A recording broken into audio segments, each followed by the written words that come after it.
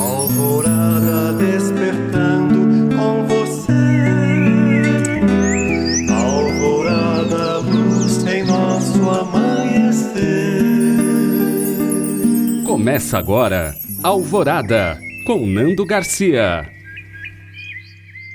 Francisco, Francisco, Francisco de Assis, Francisco, Francisco, estou tão feliz. Bom dia, boa tarde, boa noite, como vai? Bom dia, boa tarde, boa noite, como vai? Bom dia, boa tarde, boa noite, como vai? Olá para você, chegando aqui em mais um programa Alvorada na sua Rádio Boa Nova e TV Mundo Maior. Muito bom dia para quem está de bom dia, boa noite para quem está de boa noite, boa tarde para quem está de boa tarde, em vários pontos do planeta, porque estamos aí pela Rede Mundial de Computadores. E olá para você, técnico e técnica que está aí nos bastidores da TV Mundo Maior e na Rádio Boa Nova, para chegar a esse programa. Hoje é dia dele, do Toninho Ciardulo, que, já começou aí cantando uma música de São Francisco, do Francisco de Assis. E a gente tem também um convidado especial que o Toninho vai chamá-lo aí, ele que é professor em Geografia e Economia, ele também tem mestrado em Geologia, ele é palestrante, é professor, fala de meio ambiente, tem contato com aldeias indígenas, olha, muita coisa mesmo que a gente vai trazer no dia de hoje. Né, nosso querido Toninho Ciardulo? Eu quero que você chame aí o nosso convidado de hoje. Bom dia, Nando, boa tarde, Nando, boa noite, Nando, boa noite para todos, é um prazer estar com vocês. Aí hoje nós temos o prazer de estarmos com o nosso querido amigo professor Valdeci, que vai falar com a gente um pouquinho sobre uma série de coisas. Algumas surpresas, inclusive, estão incluídas no programa de hoje. Bom dia, boa tarde, boa noite, Valdeci, seja bem-vindo. Olá, Nando, olá, Toninho, bom dia a todos e a todos que estão nos ouvindo, boa tarde, boa noite, depende do horário, como o Nando acabou de falar. O Toninho, quando me fez esse convite, eu me senti muito honrado por estar aqui presente a vocês, ainda mais sabendo da rádio na qual estarei falando, e sei o quanto que os amigos do Toninho, mesmo quando eu não os conheço, são meus amigos também, porque eu sei que uma pessoa tão querida e linda como o Toninho, quem está próximo dele está no mesmo energia. Então, me sinto honrado e espero aqui, de alguma forma, poder contribuir nessas demandas ambientais que nós estamos vendo aumentando nos últimos tempos. Isso mesmo.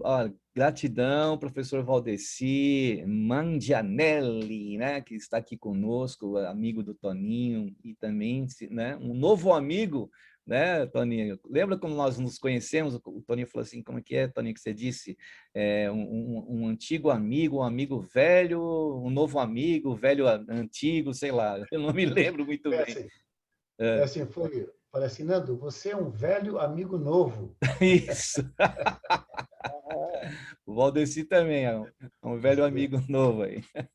Grato, Nando.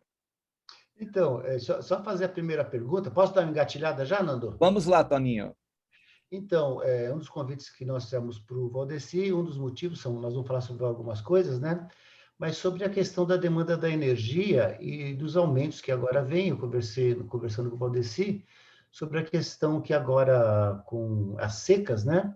O pessoal, a demanda de energia é alta, agora no inverno, e nós vamos ter um aumento de energia, e parece que, inclusive, porque as barragens estão meio vazias, e parece que vamos usar a energia termoelétrica, que é uma energia um pouco mais suja, estou sendo um pouquinho irônico, né? Um pouquinho mais suja e mais cara, né, Valdeci? E gostaria que o Valdeci explanasse isso aí e falasse um pouquinho por que dessa falta, ausência de chuvas nessa época. Está relacionado a que isso, Valdeci, professor? Bem, Toninho, Inando e todos, em aula e conversando com amigos, quando me fazem essa pergunta, quando vem aquela manchete do jornal, a diminuição do ciclo da chuva nos últimos 91 anos. Aí vira manchete de jornal. Para quem é pesquisador, isso não é manchete, não tem nada de novo, né? A ciência explica, né, o que tem acontecendo para diminuir o número de chuvas, principalmente aqui no Sudeste. Antes, nós temos que entender que as chuvas de verão, que ocorre aqui na região Sudeste, onde nós estamos, é exclusiva do Oceano Atlântico, porque nós temos uma grande evaporação de água que ocorre no Oceano Atlântico no período do verão. Então, as nuvens condensadas fazem chover aqui no Planalto, aqui onde nós estamos. Então, nós não temos problema no verão.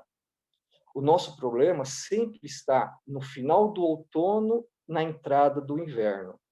Então, o que tem diminuído o volume de chuvas aqui na região Sudeste, particularmente, é o fato que o número da chuva que vem da região da Amazônia através do fenômeno chamado rios voadores vem diminuindo. Mas o que é isso, rios voadores, né?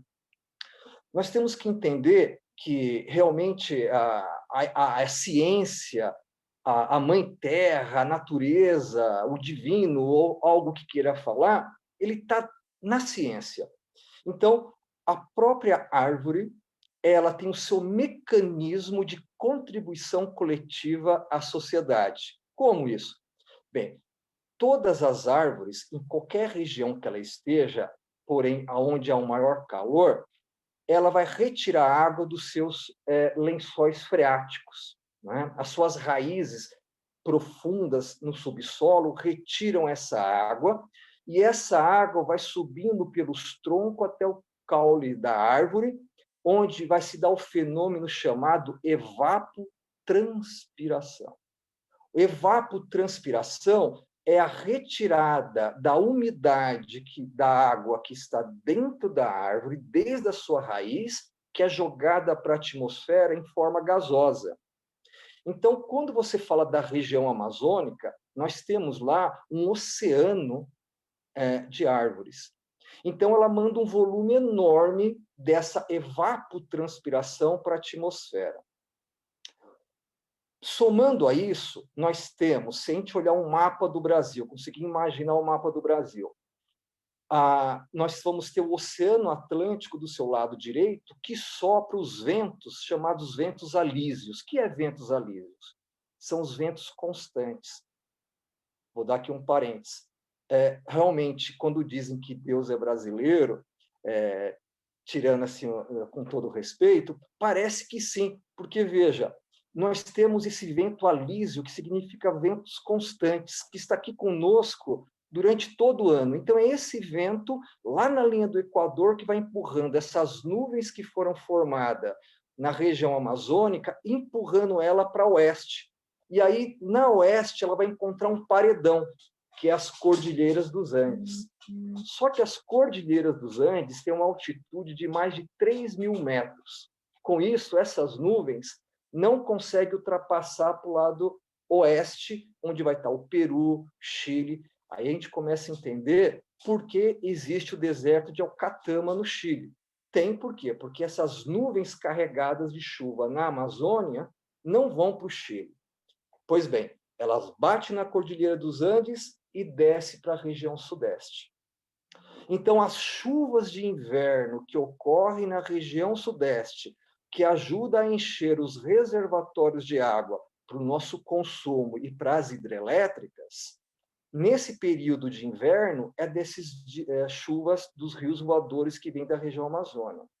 Então, voltando ao início, não é de estranhar que nos últimos 91 anos nós estamos tendo uma das maiores secas na região sudeste. É só a gente fazer uma correlação. O desmatamento que está ocorrendo na Amazônia. Então, a falta de chuva que ocorre na região sudeste no período do inverno é exclusivamente pelo aumento exagerado que nos últimos anos estamos tendo na região amazônica. Então, é isso que tem feito essa falta de água. Professor Valdeci, nós temos então os rios voadores, os rios na superfície e os aquíferos, que são os rios ou reservatórios de água, né, abaixo do solo, aí no solo. Esses 3 rios que correm aqui entre nós, eles estão condenados de alguma forma, como existe um negacionismo incrível, né, acontecendo no momento agora. As pessoas olham para o rio Amazonas e outros rios que estão aí na superfície e falam, tem muita água, aí o aquífero então, foi descoberto agora um outro aquífero. Como que seria assim, uma projeção, né, num momento assim como a gente está vivendo, para esses rios estarem realmente condenados, né? Porque a gente sabe que acontece um degelo, né?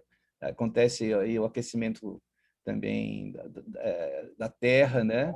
Então, queria que o senhor falasse para nós sobre isso, professor Valdeci.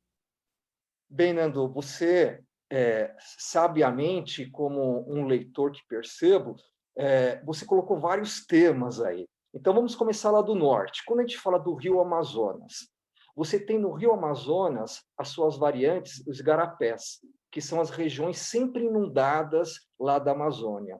É como se fossem as estradas, as ruas que nós andamos, só que não de carro, nós vamos andar de barcos. Isso são os igarapés, que estão sempre inundados.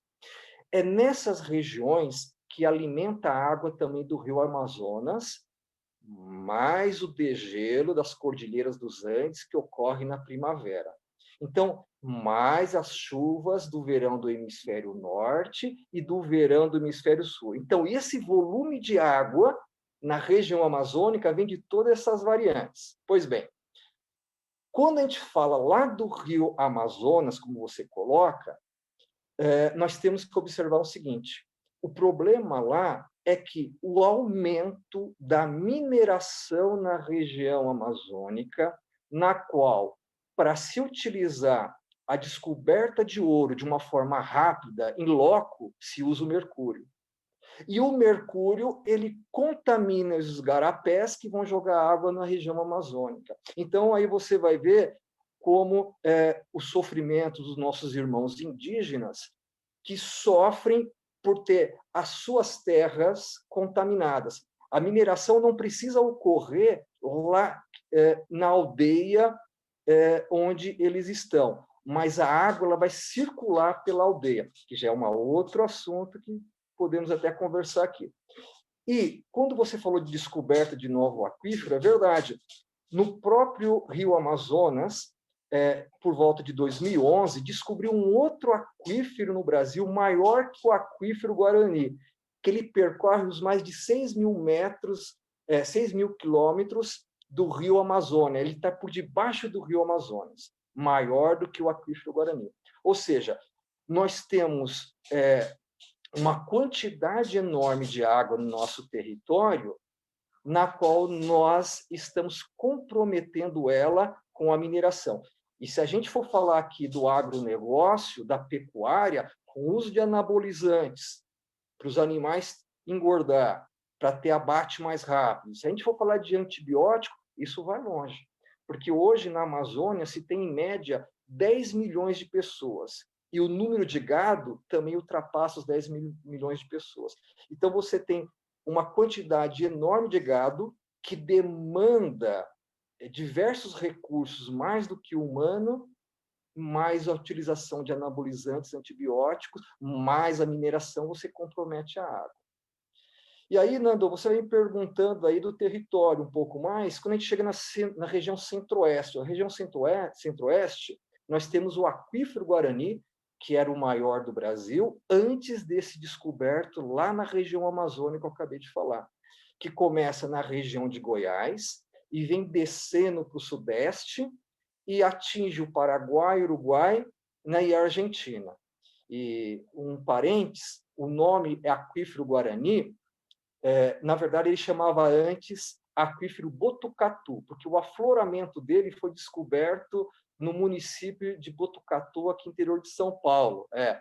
Mas, como a ciência não é fixa, ela está em constante desenvolvimento, descobriu que esse mesmo aquífero, no interior do estado de São Paulo, ele se encontrava em Goiás e também no Paraguai, Uruguai e Argentina. E para homenagear os indígenas desses 4 países, que são os guaranis, se colocou o nome Aquífero Guarani, né?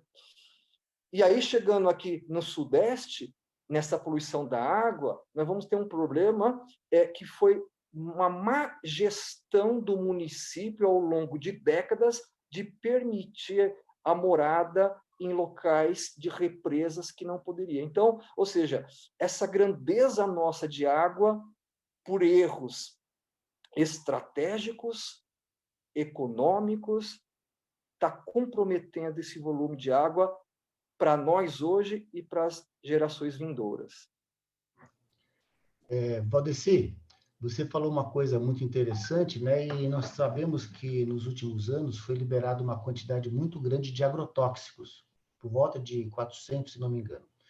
Esses dias vi uma informação através da Rádio USP, o professor Pedro Luiz Cortes, que é uma pessoa ligada ao meio ambiente, né? Tem até um programa chamado O Ambiente ao Meio, né?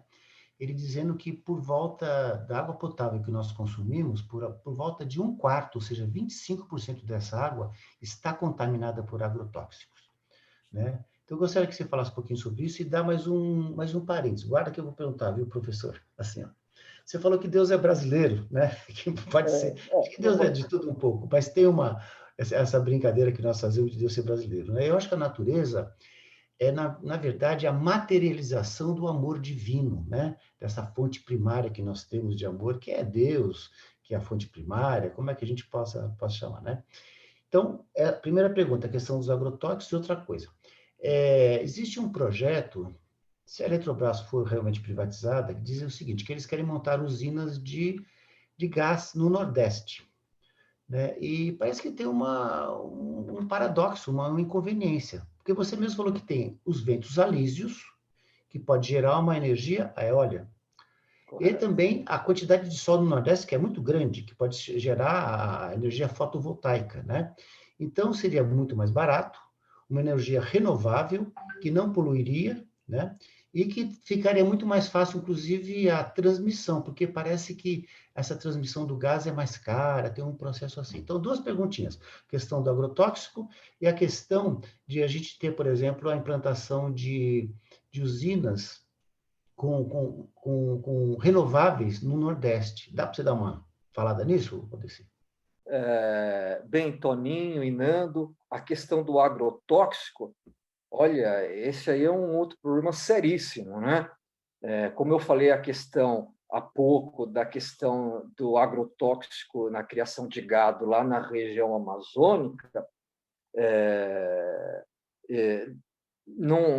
como não se bastasse tudo isso, nos últimos anos o aumento, a escala, ela foi geométrica em questão desses tipos de produtos químicos, né? Então, para vocês terem uma ideia, em média, nos últimos 15 anos no Brasil, se aumentava o número de agrotóxicos, em média, de 30% a 40% ao ano.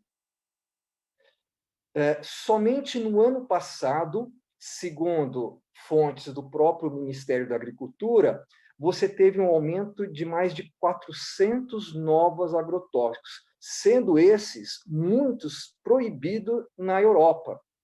Então, essa questão do agrotóxico, penso eu, como as outras áreas ambientais que são muito sensíveis, mas como ela está muito ligada à questão humana, sem dúvida nenhuma, a ciência tinha que ser ouvida. Porque as questões que fazem com a questão do corpo humano, através do próprio operador, ou seja, o trabalhador ali em loco fazendo o serviço da agricultura, e nós, indiretamente, através dos alimentos, traz consequências diversas. Tanto é que a pesquisa do número de vários tipos de doenças, por conta dessa utilização de alimentos com esse alto grau de agrotóxicos. Para a gente ter uma ideia, o norte da Europa, muitos países do norte da Europa que tem um problema seríssimo hídrico por falta de água, e aí dando um parente, por que eles têm problema de água lá? É por conta do aumento da temperatura que está ocorrendo no planeta. Então, o degelo que ocorre no norte da Europa tem diminuído. Não tem gelado no momento oportuno e tem diminuído o volume de água. Então, essa questão, fechando esse parênteses, faz com que o norte da Europa proíba, em algumas regiões, esse tipo de comercialização. Por quê? Porque eles não têm água.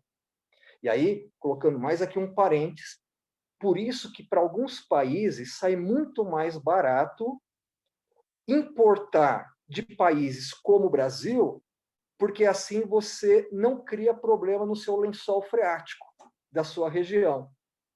Então, aqui já é uma discussão geopolítica na literatura própria, é uma questão de você proteger o seu território. A segunda pergunta que o Toninho coloca a respeito das matrizes energéticas, então nós temos que entender assim, que o Brasil, 80% da matriz energética do Brasil é da hidrelétrica. Bem, no passado se entendeu isso por quê? Porque o Brasil tem um grande volume de água, chuvas constantes durante o ano inteiro, nós somos um território que tem várias depressões, né, que seriam isso, vales, que permite a queda de água para a produção de energia. Então, foi aceitável. Mas da década de 70 para cá, com o aumento da consciência ambiental, nós temos que registrar que as hidrelétricas também causam impactos ambientais.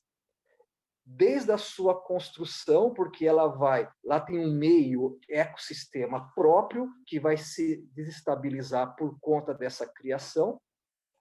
Você vai ter mudança nas correntes dos rios, então isso vai impactar lá os animais que ali existem. Fora que as hidrelétricas hoje, elas trazem impactos ambientais por conta das suas demandas de transmissão, porque você precisa transmitir essa energia para outros pontos longe do território nacional. E aí nós temos que lembrar que o Brasil é um país continental, né? Então, você tem a distribuição de energia distribuída para vários pontos onde encarece a nossa energia elétrica. Bem, então, diante de todo esse contexto, o que o mundo hoje tem? Quando a gente fala hoje, dá um outro parênteses. Isso daqui já se fala na década de 90 na Europa. Então, o que é novo hoje para nós, isso já é discutido na década de 90 na Europa, menos nos Estados Unidos, por conta de questões geopolíticas do petróleo, que seria um outro assunto para talvez conversarmos posteriormente. Nesse contexto, o mundo hoje está usando as energias alternativas, que é a termoelétricas através das energias fotovoltaicas, que é a energia solar, e as eólicas. Usar a energia, as hidrelétricas ou fontes de energias movido a combustão, que é o que o Toninho está falando, isso é um erro realmente que envergonha o nosso país por conta da preocupação ambiental. A região amazônica, por exemplo, quando usa suas termoelétricas, elas são a óleo diesel. Então, elas são totalmente viáveis. Então, o que estão querendo é operar esses tipos de energia para poder compensar a falta da energia hidrelétrica no nosso país. Então, realmente isso é péssimo, porque aumenta o dióxido de carbono e o metano, que é muito mais venenoso para a atmosfera, e aí isso é um círculo vicioso, porque quanto mais concentração de metano e dióxido de carbono na atmosfera, menos umidade você tem na atmosfera e menos chuva. E quando nós falamos de energia, a fotovoltaica ou a eólica, Bem, o Brasil, como o Toninho brincou agora, e eu brinquei inicialmente, parece que Deus é brasileiro, é claro que é uma brincadeira, mas nós temos essa região, desde o Rio Grande do Norte ao Rio Grande do Sul, recebendo toda essa irradiação solar que nos permite ter uma potência em energia solar. E aí eu vou dar um parênteses. A China, que tem um pouco mais de 1 bilhão e 200 milhões de pessoas, tem energia fotovoltaica, né? Energia solar, hoje, que atende 200 milhões de chineses. Ou seja, o que a China tem hoje, que era um país atrasado, que tinha matriz energética do carvão, tem energia solar para atender toda a população brasileira. Então, na questão da energia solar, se vocês me perguntarem, mas por que então a gente não tem isso? Bem, aí eu penso, com todo respeito, é uma questão de visão estratégica e política que o nosso país ainda não adotou e penso eu que existe algo que faça com que tome essas decisões, porque é uma energia barata e limpa e não cria impactos ambientais. Na eólica, para finalizar a resposta, a eólica também é perfeito porque nós temos os ventos alísios, que é ventos constantes, principalmente na região nordeste, que os ventos são mais fortes. Eu visitei um parque eólico no Ceará, quando fui do deserto do Ceará até Jericoacoara, que é um município que é proibido entrar de carro, você só pode andar lá a pé, é um parque ambiental, de proteção ambiental, e você passa por um deserto no Ceará que tem esses parques. É excelente também. Porém, eu dou aqui uma observação que eu sou mais simpatizante da energia solar, porque a eólica ela atrapalha o processo migratório dos pássaros. Então, quando nós falamos em questão ambiental e de ecossistema, a melhor é a energia solar. E a energia solar, ela acaba sendo mais barata a sua construção e manutenção do que a energia eólica, e é isso.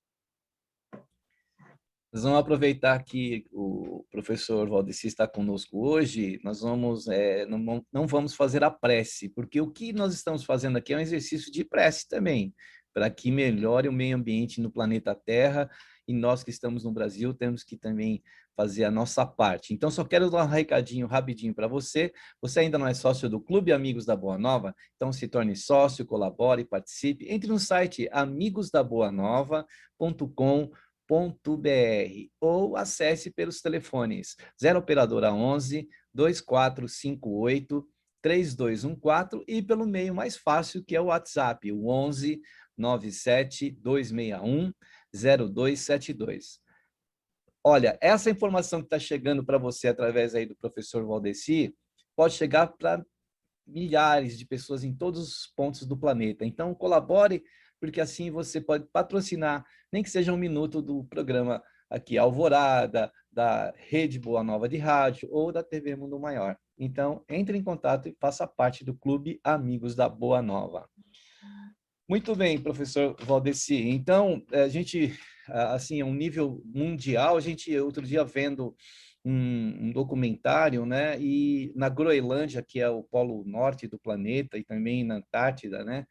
Que é o polo sul, a gente está ocorrendo, assim, bastante o degelo, né? O gelo está derretendo, assim, tem imagens de anos atrás e imagens agora recentes, né, de um volume muito grande de degelo, né, por causa do aquecimento solar aí, do aquecimento da Terra, né, em função de tudo isso aí que o senhor já nos disse. Fazendo assim uma estimativa, né, a grosso modo, de 1 a 10, né, em qual a gente está, para que as pessoas se conscientizem que a gente pode fazer a nossa parte, cada um de nós pode fazer a nossa parte. O governo precisa fazer principalmente a parte dele, e nós também temos que fazer a nossa. Mas em que nível que nós estamos de perigo aí? Vamos supor, numa escala aí de 1 a 10, porque me parece que a coisa realmente, esses recursos hídricos aí, é coisa que não acontece há 91 anos aí, de 1 a 10, em que nível que o professor Valdeci pode nos dizer que estamos aí de perigo para o nosso planeta? Bem, se a gente falar desta questão do aquecimento, tudo tem que ter uma premissa, né? Eu vou sintetizar bastante para te responder, Nando. Primeiro, assim, tem duas frentes para a gente olhar. Na visão geológica e dos climatologistas.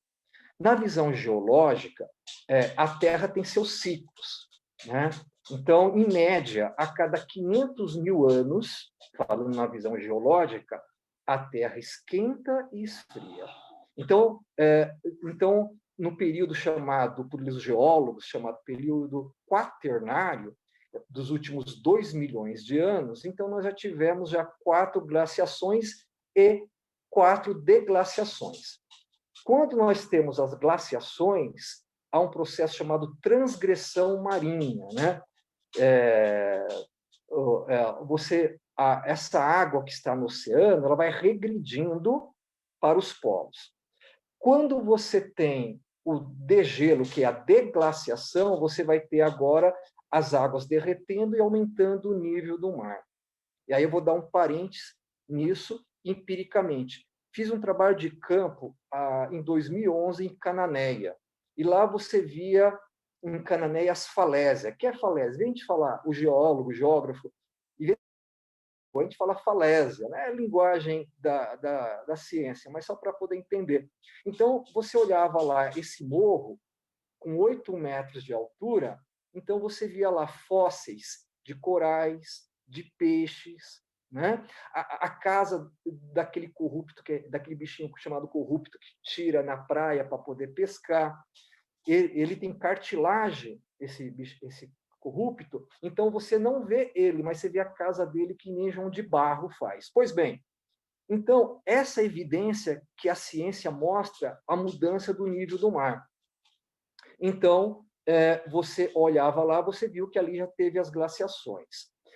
Pois bem, então você tem um ciclo natural. Agora, te respondendo a sua pergunta objetivamente, nós estaremos no número, eu diria, de 4 para 5. Não sabe se ainda vai para reprovação. É muito preocupante, porque esse ciclo natural que a Terra tem, nós, enquanto humanos, viemos acelerando muito, desde 1756, com a Revolução Industrial, e se acelerou muito na década de 80. Para vocês terem uma ideia do que eu estou falando, quando a gente fala de nível de Brasil, na década de 70 foi o período onde algumas indústrias não poderiam ficar na Europa e vieram para o Brasil. Se localizaram aonde? Em Cubatão. E aí, Cubatão, em 10 anos dessas empresas instaladas, ela recebeu o título da cidade mais poluída do mundo. Então, a questão é que nós estamos atropelando o processo natural. E aí, tem um professor da USP, que já está no plano espiritual, Milton Santos, é da geografia humana, mas ele nos ajuda aqui nessa questão da geografia física. Nós vivemos um momento chamado meio técnico, científico, informacional. O que é isso? É um momento onde o ser humano foi capaz de vencer a força da natureza. E aí você acelerou esta questão do aquecimento. É isso, Nando. Só um exemplo, viu, Nando e Valdeci? Eu lembro que alguns anos atrás, acho que faz mais de 20 anos, eu fui para Maceió, e lá naquelas praias lindas de Maceió, né, tem uma praia chamada Paripueira, onde há muitos anos atrás o pessoal começou a perceber que o nível do mar estava aumentando, então eles fizeram paredões de pedra. E esses paredões não deram conta, porque tem gente que não acredita que o oceano está subindo, né? Mas outra informação interessante que eu percebi lá, assim, eu caminhei em algumas praias e você tinha aqueles coqueiros centenários e eles caídos para o lado do mar. Ou seja, o mar foi, para eles crescerem ali é porque não tinha água no começo. A água foi batendo na raiz, né, pelo lado do mar, até que eles perderam e caíram, ou seja, o oceano está realmente aumentando, né? E a questão também, né, Valdeci, vou deixar então da produção de oxigênio, né? Que é essa questão do oceano, que é a questão das árvores, mas também das algas, né, Valdeci? A preocupação com a poluição do oceano e do extrativismo que de alguma maneira acontece e acaba prejudicando esse processo da liberação de oxigênio para a gente, né, Valdeci? Dá para você dar um toque nisso aí para a gente? Ah, sim, Antônio. Nossa, esse tema que você falou, ele é um tema assim muito oportuno, porque assim hoje na literatura mostra que nós conhecemos hoje mais do espaço do que do fundo dos oceanos. E assim, como a ciência ela está sempre se desenvolvendo, então acreditou-se muito que o oxigênio vinha através das árvores.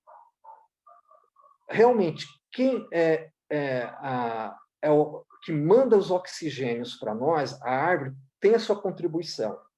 Mas quem é a fonte energética desse oxigênio é as algas. E aí, as algas, elas são seres muito delicados. Qualquer mudança do nível de temperatura do oceano afeta as algas. Então, se você for fazer um mergulho, como você consegue perceber que houve um aumento da temperatura do oceano? É quando você vê a coloração das águas mudando. Então, você tem toda a razão das algas. E quando você fala da utilização do oceano também, é um problema seríssimo, porque, veja, eu vou falar um pouquinho aqui, brevemente, da plataforma continental, porque quando nós falamos das algas e falamos dos impactos ambientais no fundo dos oceanos, nós estamos falando do que se chama plataforma continental. O que é a plataforma continental? Você está no continente, aí você está lá na praia com a sua cadeirinha de praia, e aí você começa a andar na água para dentro do mar. Ali já é o início da plataforma continental. Então, esta região da plataforma continental, em cada local, ela vai ter uma extensão, que pode ser de 3 metros, 4, 5 metros ou mais, sentido ao fundo do mar. Pois bem, nesse contexto, o que eu acabei de falar agora há pouco da glaciação, quando a Terra ela vira um gelo, o mar recua. Quando o mar recua, esse fundo do oceano ele é cheio de nutrientes, porque ali você tem o peixes, tem outros seres vivos que vão deixando ali seus nutrientes no solo. Vai fazer com que nasça uma nova plantação no fundo do mar, que vai crescer árvores. Por quê? Porque esse processo geológico ele tem, em média, 500 mil anos. Aí vai ter a deglaciação. Quando inicia a deglaciação, ali onde estava o mar virou uma selva. Aí vem o mar, invade aquela selva, cobre essas árvores. Cobrindo essas árvores, muitas delas não vão se adaptar a isso e vão morrer. E aí elas vão entrar em processo de putrefação e em alguns milhões de anos elas vão ser a matéria-prima do petróleo. Por isso que o petróleo no fundo do mar é retirado nesta plataforma continental, porque o petróleo ele é feito de restos de animais e vegetais que, em média, são 100 milhões de anos para que ele possa ser utilizado. Então, aí, indo para a sua pergunta, quando você, hoje, começa a escavar para retirar petróleo dessa região, somando o aumento da temperatura do oceano com o aquecimento global, quando você faz essa perfuração no oceano, você está liberando dióxido de carbono dessa vegetação que está armazenada, mandando mais poluente para a atmosfera e, contrapartida, aumentando mais ainda o oceano. Então, você tem duas frentes. O aquecimento global que já ocorre na atmosfera, comprometendo as algas, e também a grande utilização do petróleo em águas profundas, sendo escavada e liberando também esse dióxido de carbono e o metano no mar, comprometendo as algas e, com isso, comprometendo a nossa qualidade de ar. Não sei se eu te respondi, Toninho. Muito bem. A gente está quase chegando aí no final, né, do nosso programa, né? E a gente queria as suas considerações assim finais, né? Como um alerta, ou como um aviso, ou como uma orientação para todos nós que somos leigos, mas que estamos inseridos nesse campo e que também, né, como eu disse anteriormente, podemos fazer a nossa parte, né? Hoje a gente tem aí o consumo de água, de energia, o lixo, tudo que a gente sabe que faz parte da natureza, né? Então, aí depois o Toninho também já encerra cantando, porque esse assunto, o Toninho, nós vamos ter que voltar, né, Toninho? Não tem como, porque olha quanta coisa importante o professor Valdeci tem para nos dizer. A gente já fala aqui no ar, renovar o convite para que ele volte aqui. Então, fique à vontade, professor, aí para as considerações finais, por favor. Bem, me sinto honrado com esse convite, estou aqui à disposição, porque eu acho que nós temos uma missão, cada um na sua esfera, de contribuir para que esse planeta continue belo, saudável para nós e para as gerações vindouras. E eu deixo que não é a questão intelectual que faz termos o conhecimento, até porque tudo que eu falei até agora vem de uma coisa essencial, a pesquisa. E a pesquisa, ela não tem classe social, não tem nível cultural, não tem questões acadêmicas. Então, o que eu deixo aqui é que nós possamos nos abrir para a ciência. A ciência, ela responde para nós o que as demandas da nossa sociedade. Nós temos que sempre desconfiar de alguém que está à margem da ciência, porque a ciência ela é única. Me fez lembrar agora aqui, quando Pedro, né, Jesus conversando com Pedro, fala, como que tem que ser? Ele fala, é sim, sim ou não, não. Então, a ciência é isso. Quando você busca a ciência, você não vai encontrar fatores que às vezes vai te agradar. De repente, você vai encontrar, poxa, mas não era esse resultado que eu esperava. Vai contra o que eu estava querendo. Só que a gente tem que quebrar esse egocentrismo nosso e caminhar para a ciência. Então, eu convido a todos a ouvir a ciência, seja de qual área for. Aqui nós hoje estamos discutindo a questão ambiental, que eu conheço um pouco mais, e só conheço porque eu pesquiso, coisa que todos podem fazer. Então, a mensagem, a palavra-chave é ouça a ciência para que possamos contribuir com a Mãe Terra. É isso. Poxa, que maravilhoso. Olha, a nossa gratidão aí imensa, né? Por estar conosco, né?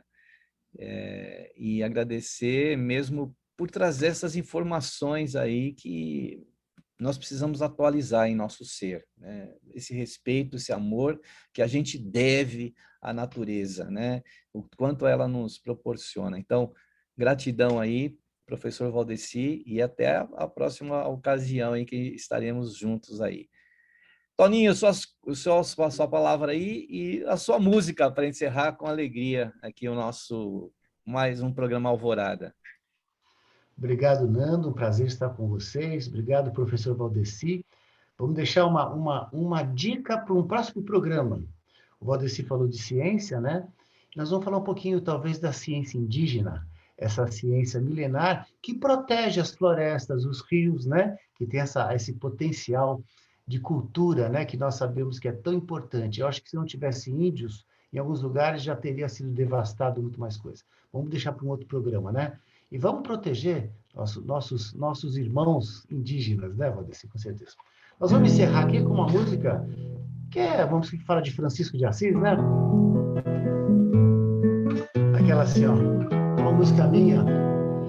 Francisco, sol de amor e paz, doce andarilho desde rapaz, humilde servo vindo da Umbria, acolhe o homem nesta noite fria, levanta cedo sempre a cantar, com os passarinhos a lhe embalar, figura mansa de olhar tão terno, inspire a todos nesse duro inverno, bem diz a lua, beleza rara, trabalho unido a Santa Clara, seguindo em frente.